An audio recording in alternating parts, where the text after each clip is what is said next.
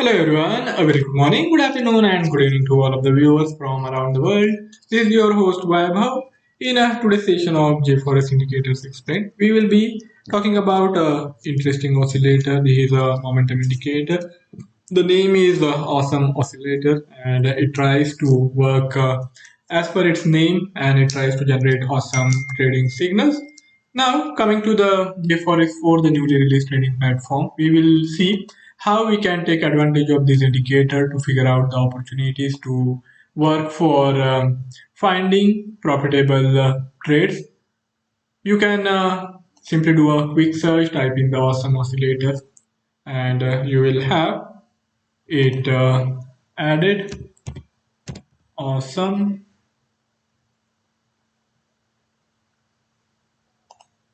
Okay.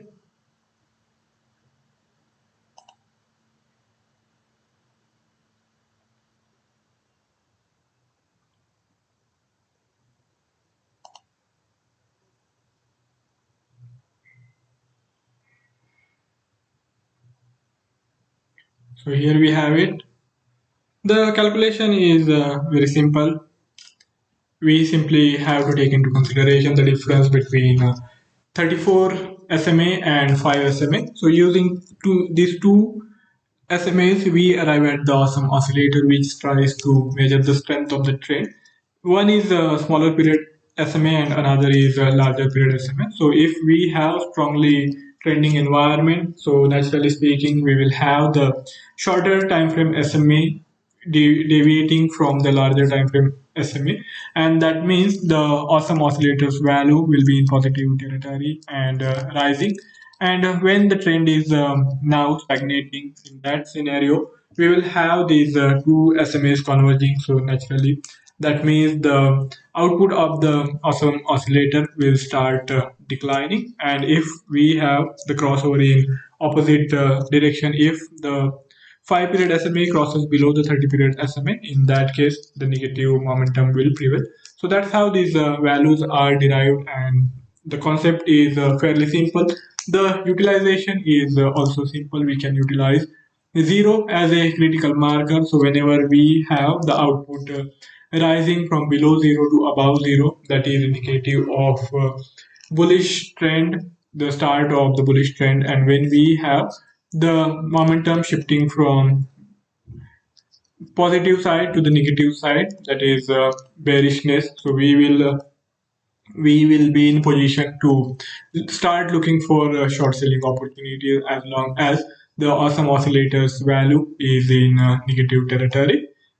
Now its use depends on what kind of time frame you trade with. If you are utilizing these indicators to look for opportunities for swing trades, then I think it is a fairly useful indicator. As you can notice from this charting here, this is drawn on the hourly time frame, and for larger part of this week, we had the awesome oscillator in negative territory, and that is in line with this price dynamic, where we had this Euro USD continuously with declining momentum, bearish momentum, and only in today's session, after the release of non-farm payroll data, we are seeing some renewed buying pressure, which had pushed the Euro USD above 99 from starting from 97 0.9750. Now it is closer to or above 0.99. So this is now also being captured in this output value, which started to rise only slightly in European trading hours, and after this sharp jump, we are seeing equally sharp rise in this output value. Now, if we have to take it on the lower time frame, it is also going to work for your intraday trading opportunities, where you can utilize this on the lower time frames like 5 minutes, 15 minutes. And in that time frame also, you will have reliable signals being generated by this indicator. So here you can notice that this indicator works quite well. Whenever there is a sharp move, we will have this change of momentum from one side to another. And even if the underlying instrument is simply stagnating, it is consolidating, even in that scenario, we will have this output value going into the declining phase, and that means even if there is no significant momentum.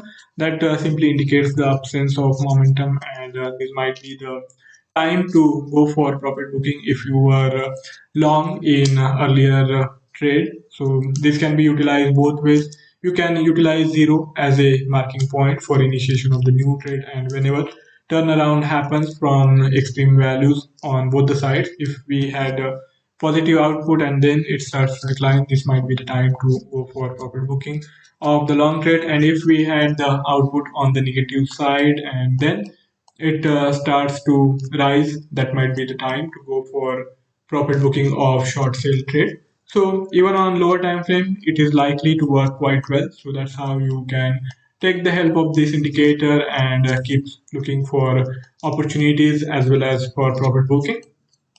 Now let me change it back to the hourly time frame. Here we change it to, now it's input parameters. We have to see what kind of input parameters we can work with. We have this median price being used as the applied price. We can vary it. Median price is simply the half of sum of high and the low price. That's how we arrive at the median price. But if you want to work with any other kind of applied price, you can do that as well. We will have slight variation depending on the kind of applied price we have. We will be observing the changes in its plotting, the typical price, weighted close price, median price, low price, high price. So all these changes are going to cast an important impact on the kind of signals that are generated. So that's how you have to pay close attention to these output input parameters. Now here, let us see when this signal was going to be generated. If we were to use a different kind of applied price, this is now close price. If we use open price, the magnitude of this output is slightly different, but trajectory is fairly similar. High price, we have only slight advantage that this is turning earlier compared to the open price or the closing price. Low price also showing some similarity with the high price. Median price, there is not much of a change. Typical price is taking some more time, but that's about it. There is no significant change. There is slight difference in these output parameter, but I think if we are simply taking into account the trajectory, then that is something we can even overlook. But still, see what kind of applied price is likely to serve your purpose in a best possible manner, and then take that applied price for calculating this indicator. The faster MA period and the slower MA period can also be varied, and even we can vary the type of moving average used. So here, let us try out first with different types of moving averages. The SMA is a simple moving average. As per its name, it simply takes into account the price, closing price over the calculation period and divided by number of calculation period. But if we use different kinds of moving averages, then their own concepts of calculation will come into play. So because of that, we will have significant changes in the way this indicator is going to get plotted.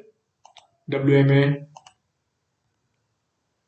So see here how this thing is working out. DMA,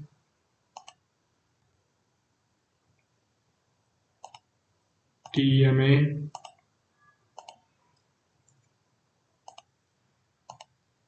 TMA,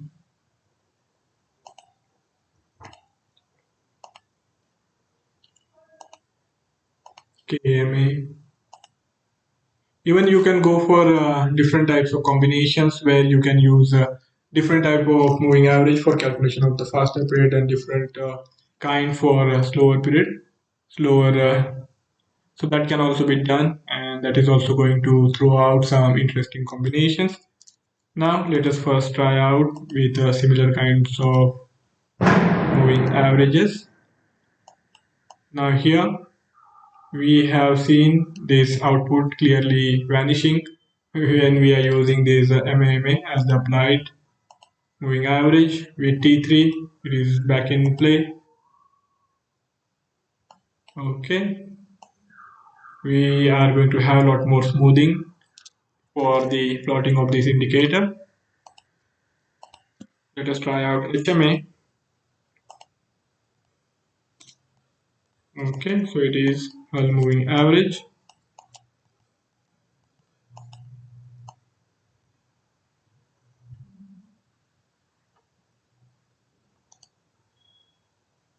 Now let us try out some other possible combinations with different applied candle periods, calculation periods. Now let us go with a combination of 14 and 60. As we have increased these calculation period for the faster and the slower moving average, we are going to have a lot more smoothing, and immediate fluctuation is not going to cast that much of an impact on the plotting. Rather, it will take time, and only when there is significant price reversal from one side to another, we will have these indicator generating signals.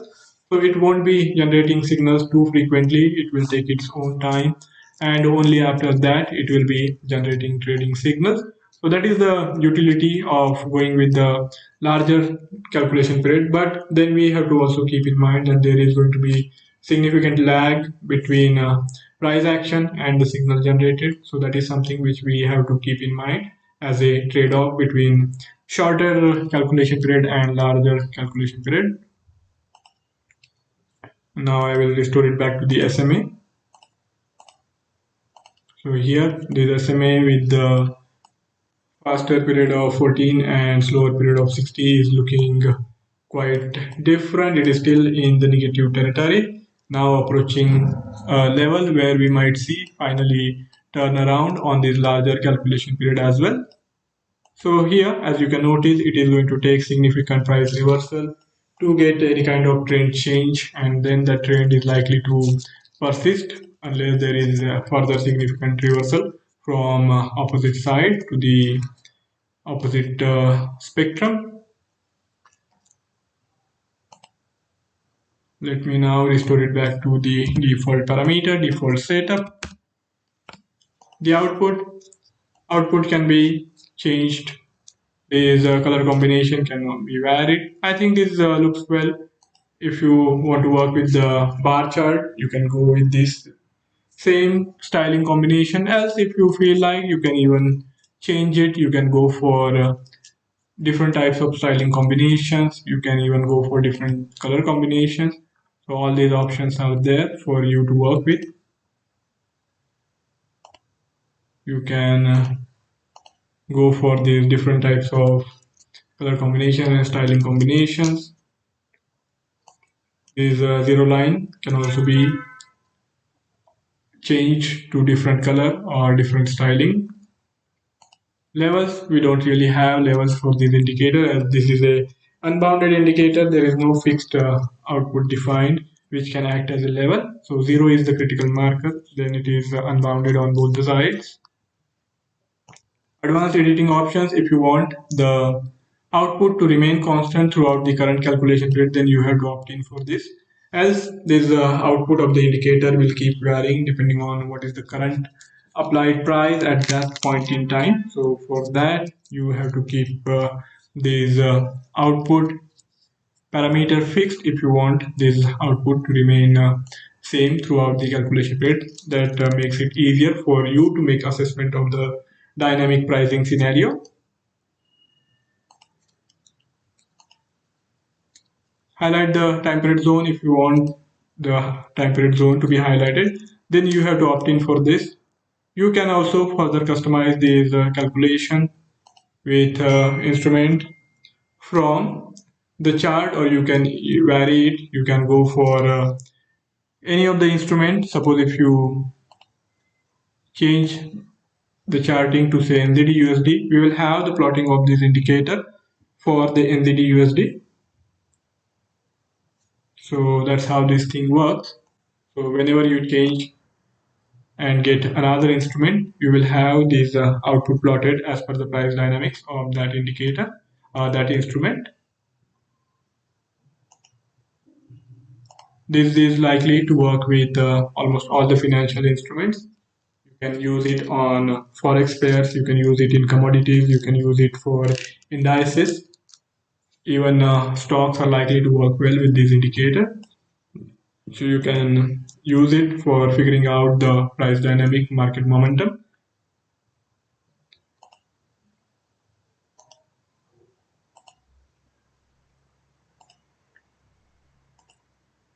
The candle period can also be different from the chart or same as per the chart. If you want to use it from the chart, so whatever is the candle period for the chart, we will have this calculation for the indicator being done for the same candle period using same candle period. But if you want to vary it, you can do that as well. Here, the chart is of hourly time frame, but the calculation is going to be as per 15 minutes being the candle period of each candle. So this is how this system is going to differ. It is taking some time. Let us give it some time. Yes, almost done. Oh, it's yet to appear. Okay, all right, we have it.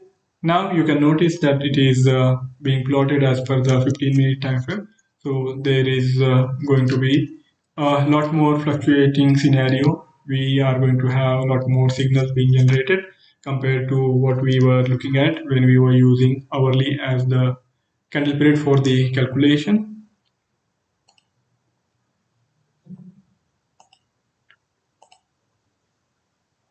Use it from the chart.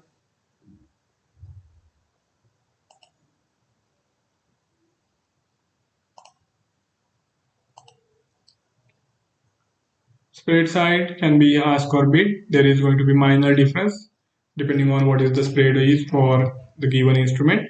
If you want the indicator to be available on all the candle periods, then you have to opt in, as you have to define on which time frame it should be available, and only on those time frames it will be available.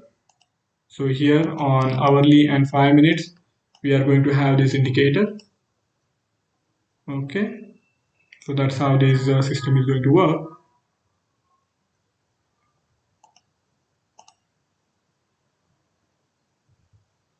Now